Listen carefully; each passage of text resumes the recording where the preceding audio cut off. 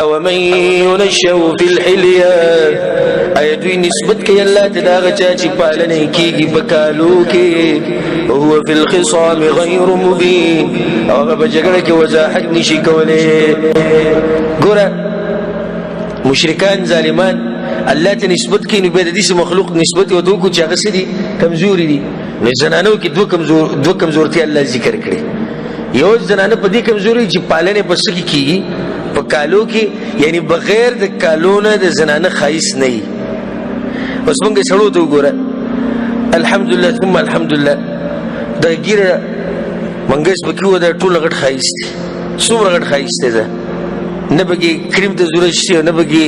سرخی ته ضرورت شته نه بګي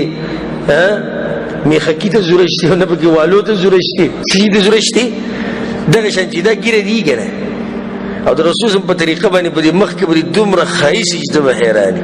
نو خزه کمزوري شو په دې باب کې کنه خزه چې میک اپ نه کړي والی نه چولی او بل څه کالی نه چولی نو بیا خستنه ښکاری او د پښپ باندې الک چې کمرې ته نه وځي خو صرف جوړې نه بیا چولی صرف سي جدا غټ دې غټ سمبالغ دې سړي چې نه جوړې ځاله جوړ کړو خزي چې سیم مونډلې هغه په ځان تپلی چې سیم مونډلې هغه په ځان تپلی او چې څومره کاله ای د دیو د پلار د کور او کله هر طرف نه راغلي هغه په ځان ورچولې چې د جنې د خوند سخ کاری شي